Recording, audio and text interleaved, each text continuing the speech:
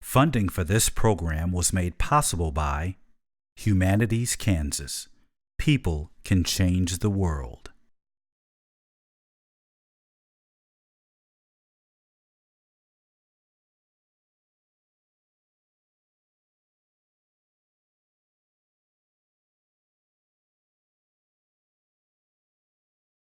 I never got the chance to say goodbye to my grandparents. A grave marker is the only tangible thing that connects me to them. Growing up, I could only see them at a distance. Although we would sometimes occupy the same space, I was never given a hug or an embrace that all grandchildren should receive from their grandparents. I prepared my daughters early on when they were little that their skin color was different and they were different from my parents, which I had to explain to them because my father did reject us when I chose to marry a black man and have biracial children. I had to explain to my daughters why their older brothers who are white were allowed at their grandparents, and then why my girls were not. I knew I was different based off of my skin complexion since could remember. It was something that my mom had always instilled in us. And then in school, I knew as well with classmates that I was different based off of my complexion. My paternal grandparents had passed when I was young, so they were the only grandparents I still had living that I potentially could get to know. And because they didn't want that relationship, and it was very hard to not have. Many of the extended family just didn't understand why they were like that because they enjoyed my daughters. My daughters are very loving children, and the rest of the family didn't understand why my parents excommunicated us and didn't have anything to do with my girls. My recollection of them were they would be in the same room, in the same vicinity during holidays at my great-grandma's house gathering, but they would never be there to speak to me. My grandfather specifically would look at me, but he wouldn't speak to me. And I remember hearing his voice for the first time and just getting chills because it was something that I had never heard before. But I remember times that he would just be looking at me, and I knew why he was looking at me with a dislike. But those were the recollections I remembered. My grandmother was a very loving, open woman. She welcomed anybody in her home. And I do believe that at one point, I know that she did. She worked at a manufacturing, an old Western Electric, and it was in Lee Summit. I believe that my grandmother met different cultures and was sensitive to different cultures.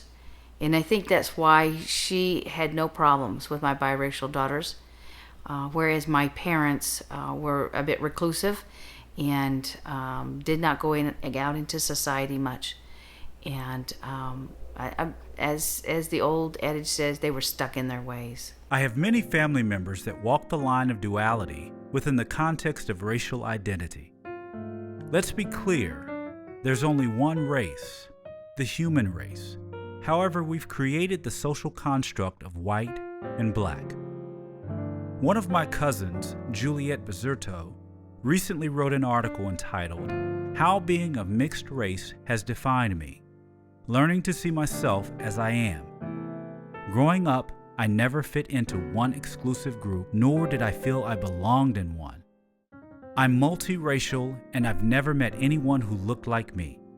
With Salvadorian, French, German, and African heritage, I definitely look mixed.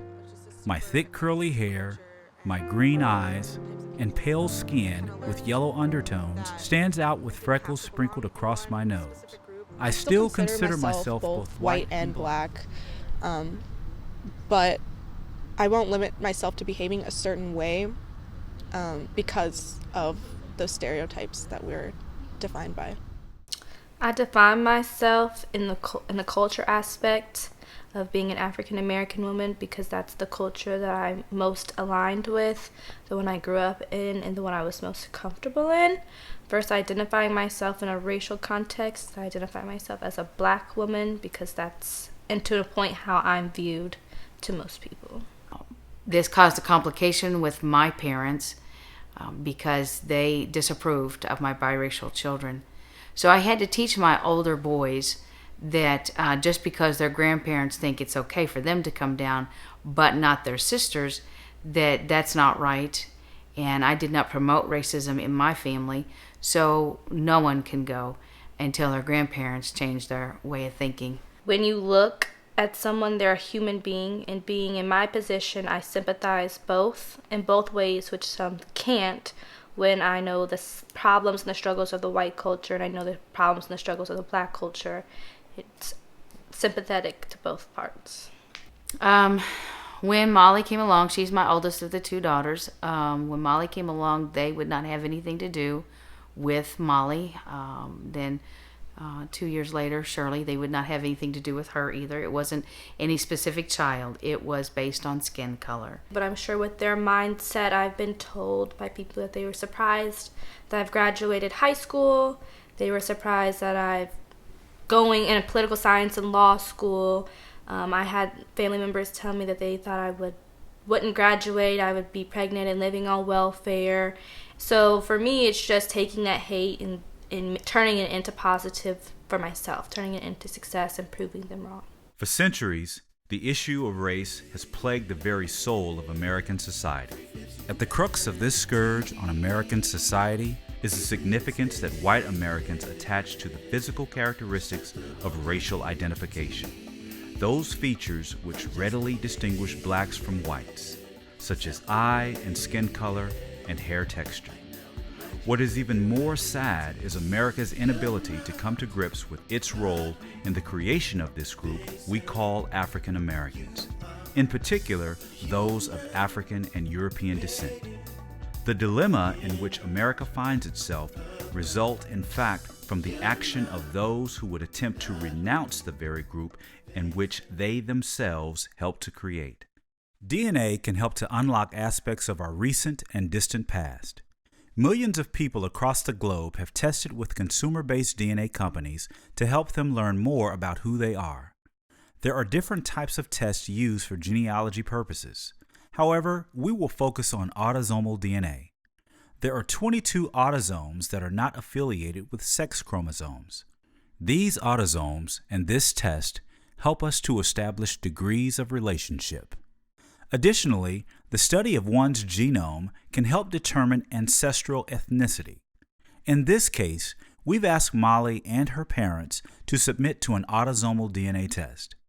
By testing Molly and her parents, we get a good snapshot of what she inherited from her maternal and paternal lineages. We see that Molly's population percentages are 60% European, mostly British Isle, Iberia, and Eastern Europe. 39% of her genome matches populations in West Africa, while trace results to include approximately 2% matching Native American populations. It is also important that autosomal testing also gives a list of genetic relatives that you match, so Molly's parents show up in her match results list with the normal degree of shared DNA between parent and child. Molly also has an additional 1,146 genetic cousins ranging from second cousin to distant cousin in her match list. Looking at Molly's mother, Denise, 98% of her genome matches populations in the British Isles, Western and Central Europe, and a trace amount in Southeast Europe. Denise has a total of 3,540 genetic relatives in her match result list. Lastly, Molly's father, Wilburn, includes a more diverse ethnic composition, with 71% of his genome matching populations in West Africa, 14% of his genome matches populations in Europe, 4% matching populations in the Middle East, and 2% matching Native Americans. it is important to note that Molly's dad is a descendant of the Creek freedmen. Molly's dad has 531 genetic matches. Regarding self-hate in the aspect of my life, it was something that I was not aware of at the time. It's something that I reflected on and was like, oh, that aligns with that.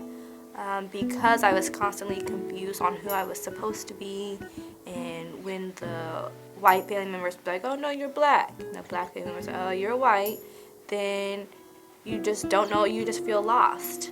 And then with people who just were naysayers and negative, oh, you have a white mom, and then kind of turn up their nose to it, or the African American family members who would think that I thought I was better than everybody else because I had a white mom. It just definitely leaves you conflicted on who you're supposed to be. And then on top of that, carrying the feeling that I was the reason I split my mom and her parents up, knowing that maybe if I wasn't here and the ultimatum had gone the other way, then she would still have her family and the harder times wouldn't have been as hard as they truly were. Do I embrace all of who I am? No, if I'm being honest. I think I steer away from my white side because there's so much negativity and animosity within that realm of who I am. Because I spend so much time hiding it from when I was younger, away from myself, and just thinking that I was a terrible person, that it's just not something that I think about on an everyday basis.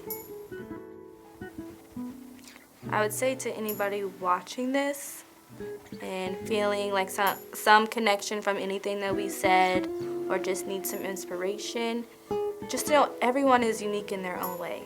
And if it scares people, then it's good. Don't live your life with regrets. Don't live your life with stones unturned. And just be yourself and love yourself for who you truly are, and just embrace that. I am Molly Pons, and this is my American story. The one-drop rule continues to shape our perception on race. From colonial statutes to state laws, we are yet divided along the so-called racial line. Some people of mixed ancestry have crossed the color line and live as white. Today, millions of white Americans have some degree of recent African ancestry, and they may or may not be aware of it. There may be a host of reasons as to why someone would abandon their ethnic heritage. However, it is good to acknowledge all of who you are. Langston Hughes wrote a poem entitled, I Too. I too sing America. I am the darker brother. Besides, they'll see how beautiful I am and be ashamed. I too am America. Who's black and who's white? An American story.